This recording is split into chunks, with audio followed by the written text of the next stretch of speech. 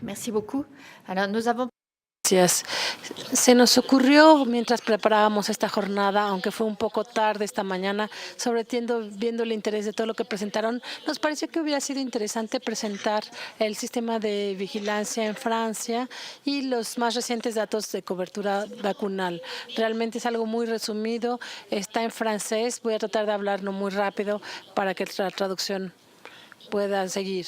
Como ustedes saben, la vigilancia epidemiológica tiene diferentes objetivos: recolectar sistemáticamente datos, difusión rápida de estos datos y sobre todo que la información sea útil para la acción, para implementar estrategias de vacunación, para controlar epidemias y para prevenirlas.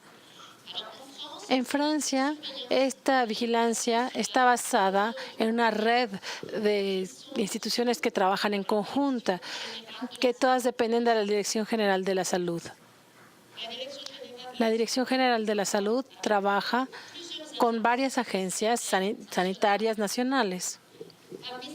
Entre ellas, algunas son responsables de la vigilancia epidemiológica y otras de los medicamentos, de las recomendaciones, etcétera. Y la que se ocupa más especialmente de la vigilancia es el Instituto de Vigilancia Sanitaria, el INVS.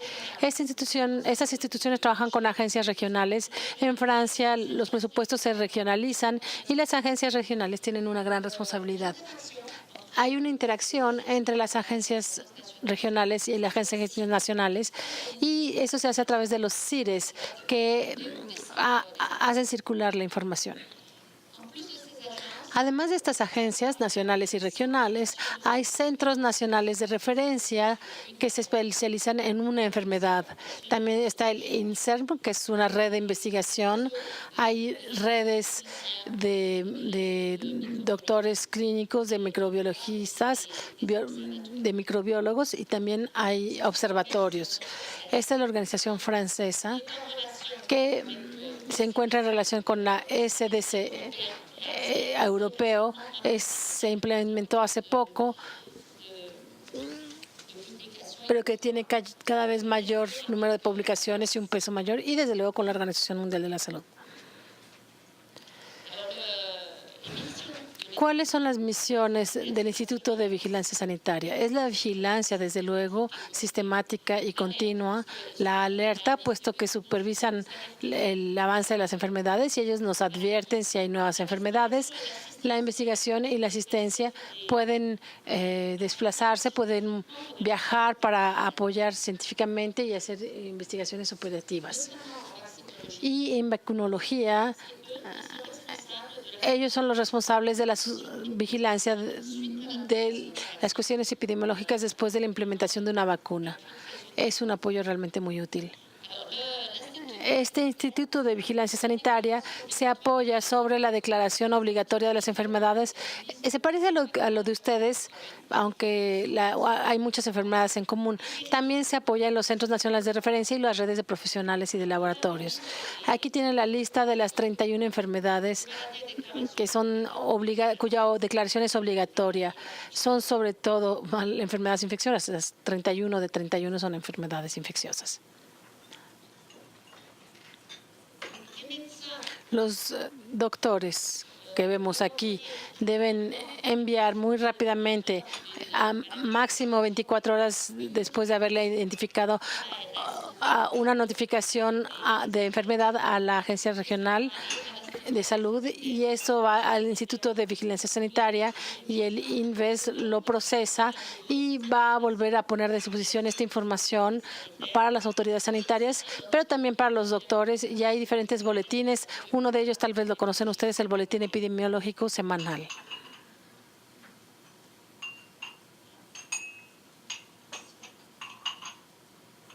Se atoró. Le atoró. Se le atoró la...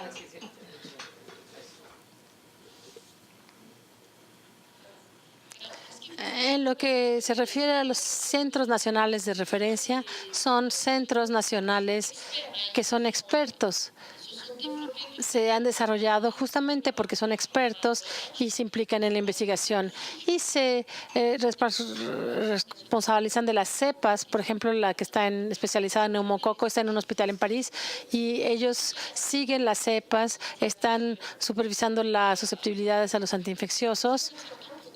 Y esto es muy importante para contribuir a la vigilancia. Para nosotros, el paso del PCV7 al PCV13, para saber si vamos a asociar el PCV13 al Neumo 23, eso se basa en la vigilancia efectuada por el Centro Nacional de Referencia del Neumococo. Como ven ustedes, están aquí los centros nacionales de referencia. Hay muchos que están en el Instituto Pasteur, como lo verán. Es una tradición, ya sea en el Instituto Pasteur de París o en otros, pero también hay centros nacionales que están en diferentes centros hospitalarios universitarios o en institutos de investigación.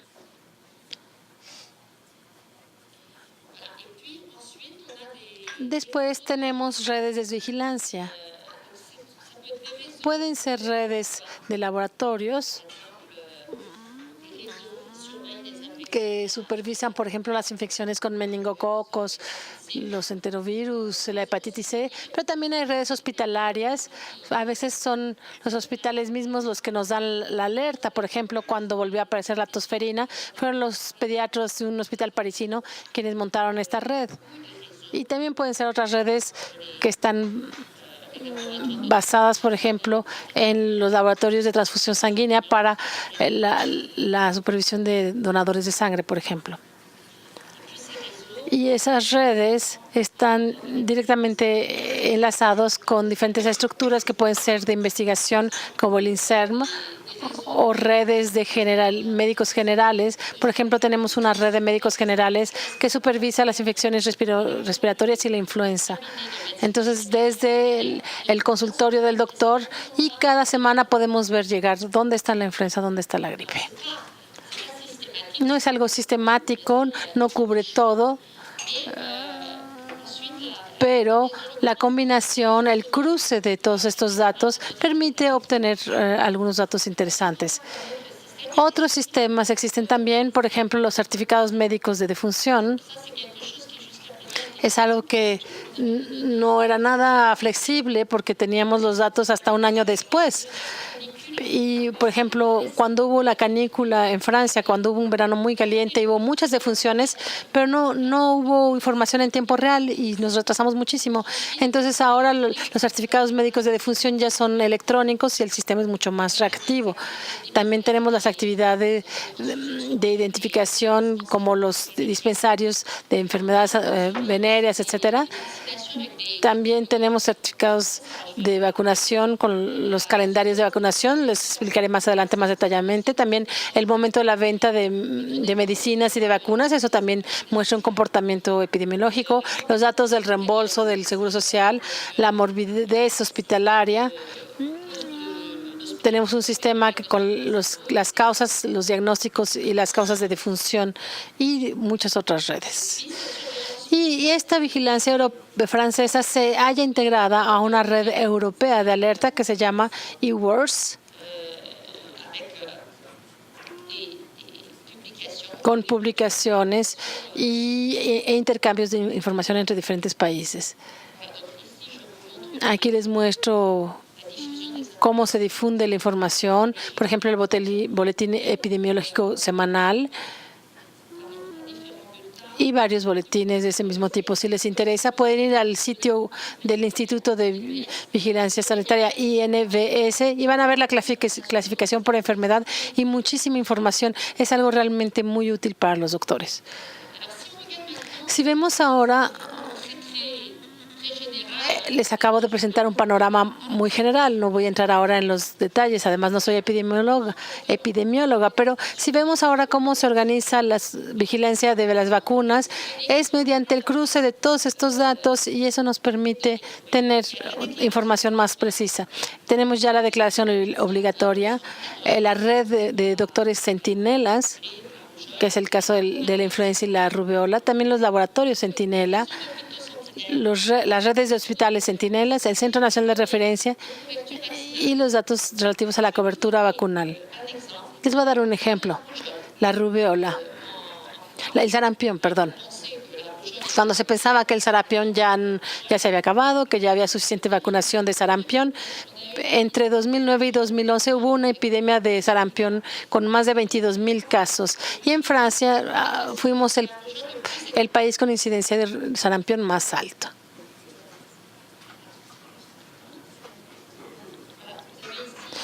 Aquí tenemos la curva epidemiológica. Se empezó a finales de 2008 y luego en 2010 dijimos, bueno, ya bajó, pero de repente en 2011 16,000 casos, un poco más, aparecieron con neumonías graves, encefalitis y 10 defunciones.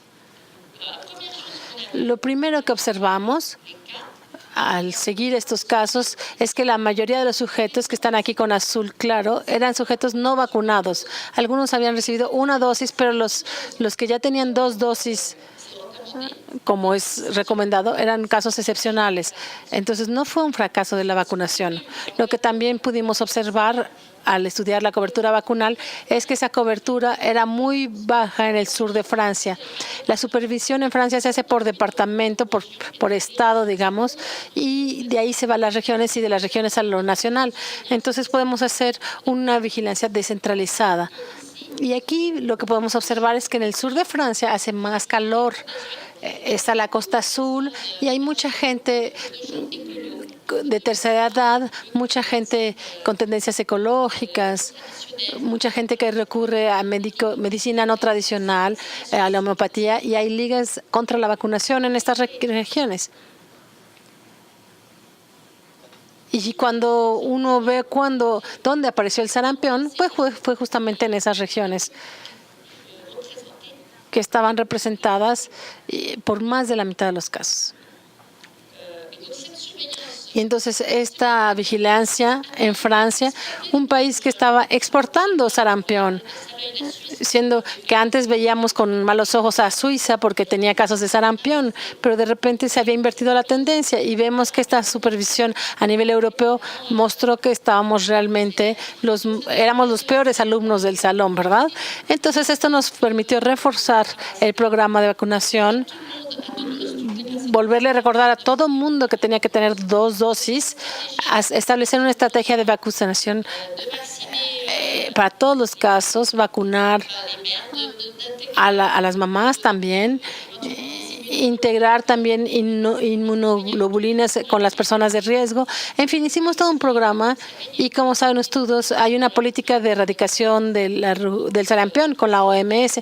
Y entonces todos estos datos se fueron a la OMS con un grupo de expertos que están siguiendo la erradicación del sarampión. Eso fue para mostrarles un poco de manera general la organización y una aplicación en el caso de una enfermedad. Ahora les propongo, necesito todavía 5 minutos para presentarles los datos de cobertura de vacunación en Francia, los datos más recientes. No me interesan tanto las cifras porque además no estamos muy orgullosos de esas cifras. Más bien se trata de mostrarles qué datos estamos utilizando, qué sistemas utilizando para supervisar la vacunación. ¿Podría pedirles la segunda presentación, por favor?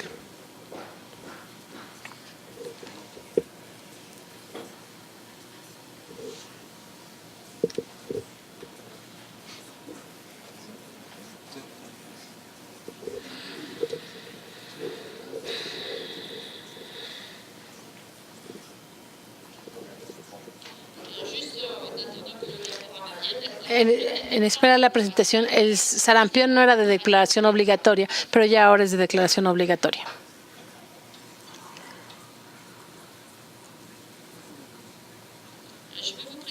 Voy a presentarles ahora datos que provienen directamente del Instituto de Vigilancia Sanitaria. No son datos míos, que fueron presentados ante el Comité Técnico de Vacunas hace 2 o 3 meses.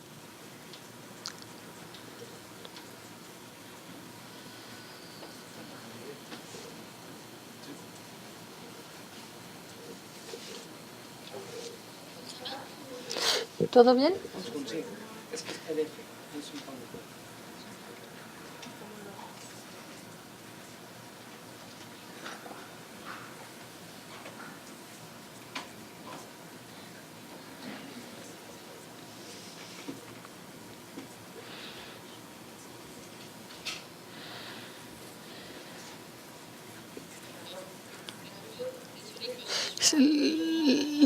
Lamento que esté en francés una vez más, pero bueno, estos son los datos de cobertura vacunal en 2014. La presentación se hizo por edad. La primera diapositiva es para mostrarles que entre los bebés más pequeños hay certificados de salud para los 9 meses y los 24 meses. A esa edad hay una consulta gratuita. El médico general tiene que llenar un certificado de salud y ese certificado va a la dirección regional y luego es remitido al Instituto de Vigilancia Sanitaria. Entonces, más o menos un año, bueno, se necesita un buen plazo. Después de un año tenemos los datos nacionales. Vemos aquí que en 2014 tenemos los datos de 2012 que están siendo analizados, pero que tienen que ver con 250.219 certificados de salud establecidos a los 24 meses de edad. Aquí tenemos más del 95% de departamentos.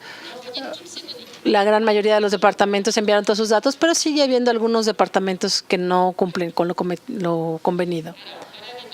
Aquí están los datos de la cobertura para la difteria, tétanos y polio por 3 dosis. La cobertura es muy buena porque es una vacunación obligatoria de esta DPT, es obligatoria. Y luego va disminuyendo un poco. La tosferina, está la vacuna heptavalente, el Exofilus también es bueno.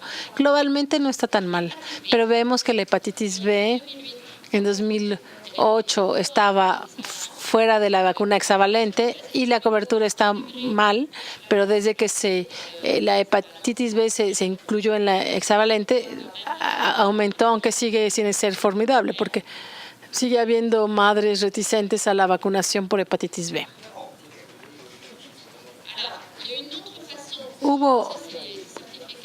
Esos son los certificados que se establecen a los 24 meses de edad. Hay otra fuente de supervisión y consistió en establecer una muestra a partir de derechohabientes. Casi todo el mundo es derechohabiente en Francia. Incluso los que no tienen recursos pueden pedir la ayuda médica del Estado y entonces podemos tener datos de la salud de mucha gente. Entre los derechohabientes tenemos una muestra de 60,000 derechohabientes que fueron seguidos durante 20 años y tenemos todas sus características, cómo consumen los cuidados y sobre todo cuál es su consumo de vacunas. Y esto permite estimar la cobertura vacunal para las nuevas vacunas, sobre todo en diferentes momentos de la vida. Eso permite también diferentes grupos de edad que no están cubiertos por los certificados de salud. Son datos que el Instituto de Vigilancia Sanitaria aprovecha 2 veces al año. Aquí tenemos algunos ejemplos de datos. Por ejemplo, aquí tenemos la hepatitis B y vemos aquí que la cobertura vacunal de hepatitis B en los años 2000 y ahora la misma en 2013, en función de la edad de nacimiento. Supongo que quiso decir el año de nacimiento. En 2013 fueron más los niños vacunados que en 2000. Y aunque se recomiende hacer una vacunación para los adolescentes, para el caso de quienes no fueron vacunados en el nacimiento, es muy difícil. Esa recuperación, esa intervención tardía entre los adolescentes no funciona demasiado. Es mejor cuando se hace al momento del nacimiento. Habíamos visto ya las 6 primeras vacunas. Tenemos también el neumococo. Vemos que el neumococo, la cobertura es relativamente buena. Es una inyección más. A los padres les cuesta un poco de trabajo, pero los médicos generales sí nos apoyan mucho y hay una cobertura con las primeras dosis de 97% y baja para las 3 dosis a 89%.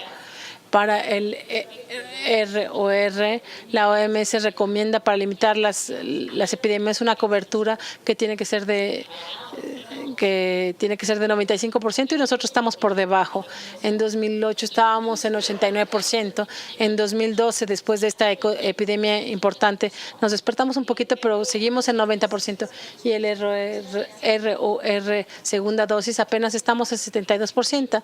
En Francia tenemos todavía mucha gente que es susceptible y podemos tener una epidemia de sarampión relativamente pronto.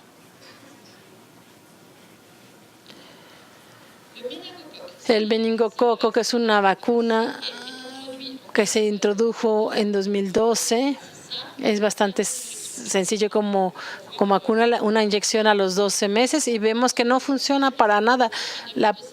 La proporción de vacunados aumentó un poco, pero entre los 1 y 4 años es de 57.6, pero 5 a 14 años se puede recuperar un poco, pero en realidad la gente no lo realiza más tarde. Entonces, sí estamos con la primera vacunación que está más o menos funcionando, pero no estamos nada bien con esta vacunación que puede un efecto de rebaño. Eso es en el caso del niño de pecho, pero ¿qué pasa con los niños en edad escolar? Entre los niños en edad escolar se organizan encuestas escolares, tanto en la escuela preescolar, a nivel de 5º año de primaria y en el tercer año de secundaria. No se hace todo junto, sino que se hace uno de cada de estos cada 2 años. Es un dispositivo en que se encuentran implicados los departamentos, luego las regiones. Ellos lo mandan al Instituto de Vigilancia Sanitaria y los datos se nos comunican con cierto retraso. Les voy a mostrar ciertos datos que tienen que ver con 18,000 niños de preescolar y 7,500 niños de 5º año y de primaria y tercero de secundaria. Estas encuestas nos permiten revisar los refuerzos a los 6 y a los 11 años. En la difteria, tétanos, polio, que estamos bien, las recomendaciones son seguidas, tenemos una buena cobertura vacunal. En el caso de la tosferina no estamos mal tampoco. Para la hepatitis B confirma nuestros temores, los adolescentes no están siendo vacunados y para el caso del sarampión hay un refuerzo que sí se está haciendo.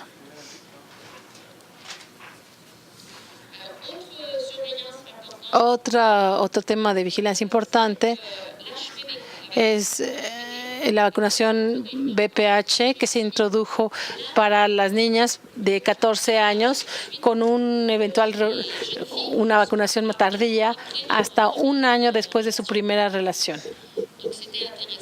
Era interesante para ver cuáles eran los resultados, pues estamos bastante decepcionados. Nos cuesta mucho trabajo entender por qué no está funcionando. No sé si será porque la vacunación es que son los 14 años, que los adolescentes son más difíciles. No sé si es reticencia de los padres o de los médicos. El caso es que la cobertura de una dosis aumentó hasta 2011 al 26%, pero luego volvió a bajar. Y la cobertura de 2 dosis cuando estamos ya en 16 años, 3 dosis a los 16 años, apenas estamos en 20%. Realmente hay mucha reticencia respecto de esta vacunación.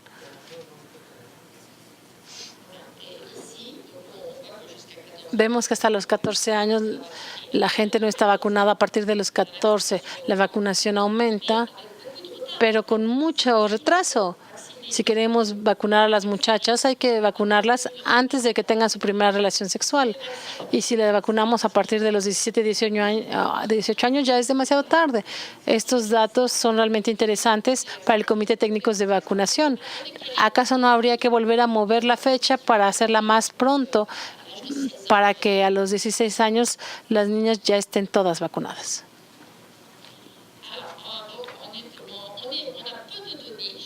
Tenemos pocos datos entre los adultos de población general, Estuvimos buscando para este encuentro, pero en realidad no logramos localizar muchos datos. Lo que tenemos son datos de un estudio de 2002, un estudio de SPS, donde se evaluaron el porcentaje de pacientes vacunados con refuerzo de vacuna durante los últimos 15 años. El tétanos corresponde a 71%, poliomielitis 42% y difteria 34%. Hay un retraso bastante importante. Son vacunas con una duración de protección amplia. Se dice que bueno, el tétanos es más importante porque la gente se hiere y por las heridas sí se vuelven a vacunar contra el tétanos.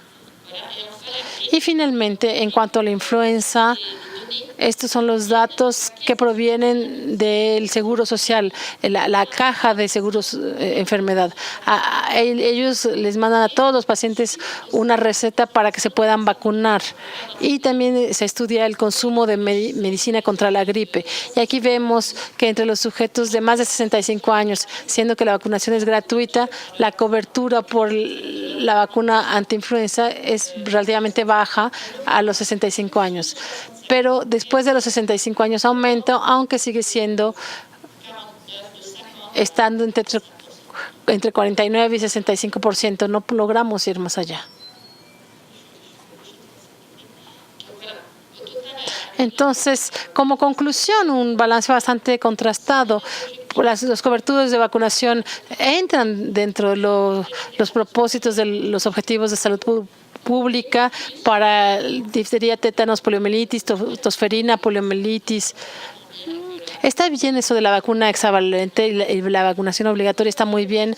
Hay coberturas de vacunación insuficientes para tosferina en la adolescencia, el sarampión y los refuerzos de TP entre los adultos y estamos avanzando. Bueno, el colega que hizo esto es bastante optimista porque dice que para el RR hay 2 dosis, la hepatitis B para los niños de pecho, la vacunación contra el neumococo y en disminución para el virus del papiloma humano y la influenza. Muchas gracias.